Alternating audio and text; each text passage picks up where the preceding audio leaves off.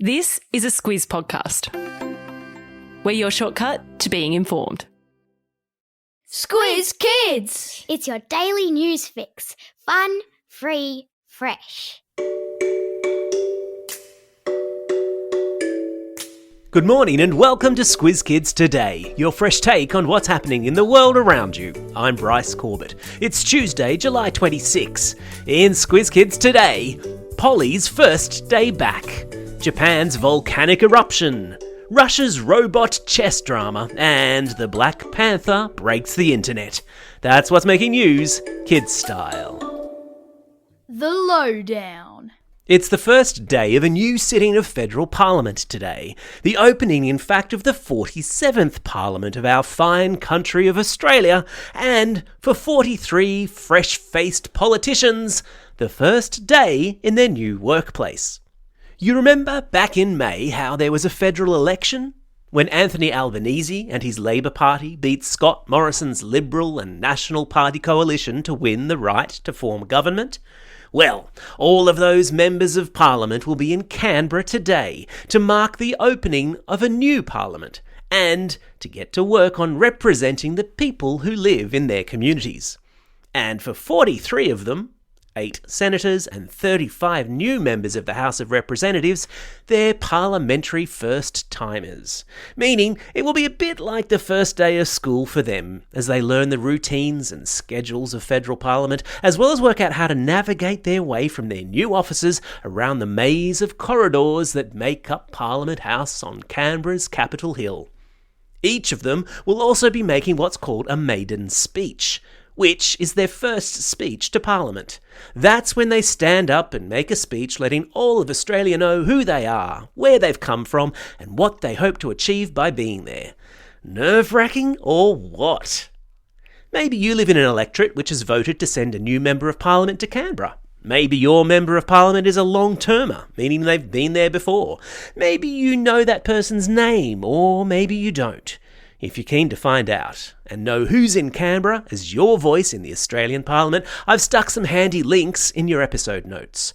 I've also stuck a link to our excellent series of podcasts called The Sensational World of Civics, made in conjunction with the Museum of Australian Democracy, a fun 4-part series explaining our democratic system and how you can be a part of it.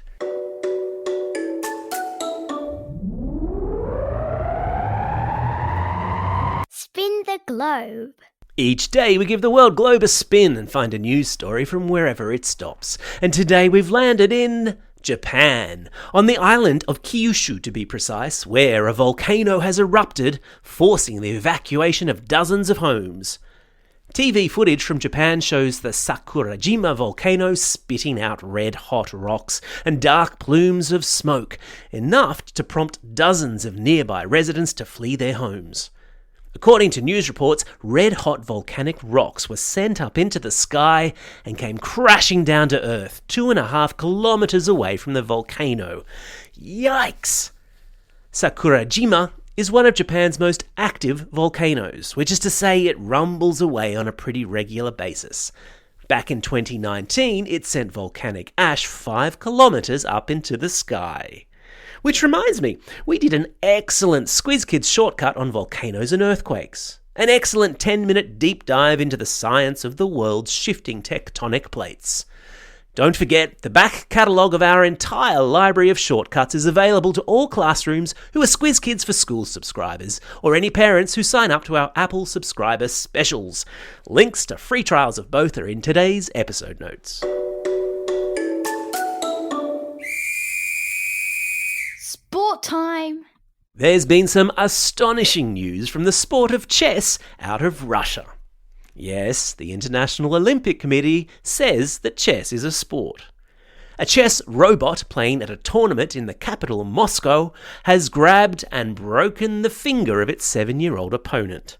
Video of the incident, which is of course in your episode notes, first shows the robot capturing one of its young victim's pieces. The boy makes a quick move to respond, picking up one of his pieces before the robot grabs his hand with its metal fingers.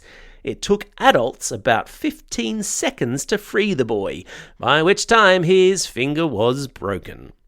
One Russian Chess Federation official said that the robot had performed safely at many tournaments before, and that the boy had violated, which means broken, safety rules by making his move too quickly. But another official said that the makers of the robot would obviously have to think again about the software inside the chess-playing machine. The boy returned the next day to play the rest of his games with his finger in a cast, but apparently his parents are none too impressed and are considering pressing charges. Who knew chess was a violent contact sport? Aha! It's the classroom companion clarion. Squiz Kids resident teacher Amanda has prepared some great differentiated activities on this story for students to work with. Partners will debate whether chess is really a sport and whether the parents' and officials' reactions were appropriate. And then, depending on their level, students will work with antonyms, pronouns, or sentence starters. Teachers will tell you that students learn better when they're engaged, and what's more engaging than a chess robot attack? The Classroom Companion comes as part of a subscription to our classroom resource offering Squiz Kids for schools, or to parents via our Apple subscriber specials. Links, as I've already said, to free trials of both are in today's episode notes.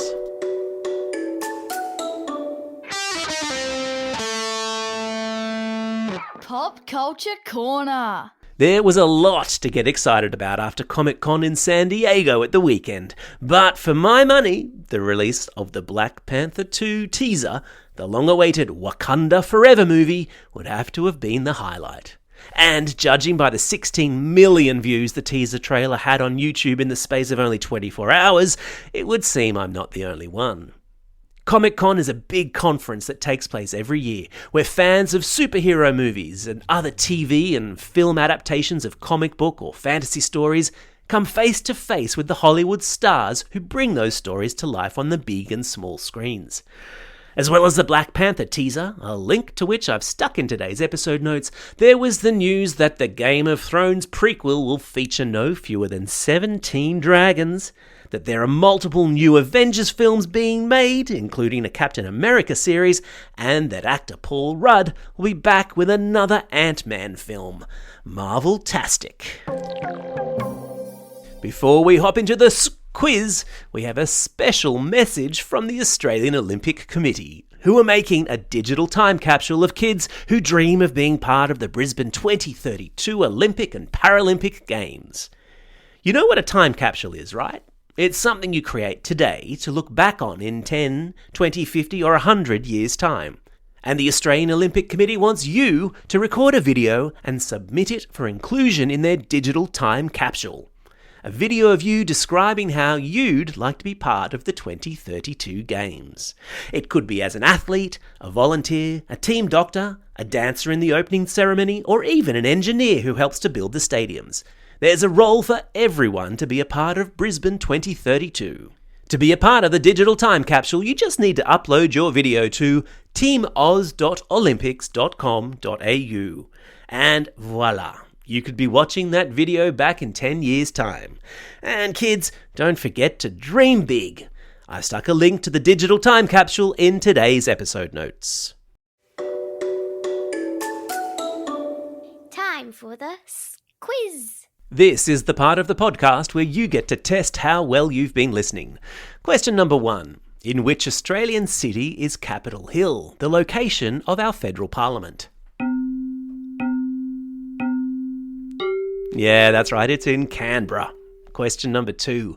Name the Marvel superhero whose teaser trailer has broken the internet. Yeah, that's right, it's Black Panther. Question number 3. In which country did a robot break the finger of its 7-year-old chess-playing opponent? You got it, it was Russia. Well done if you got that one.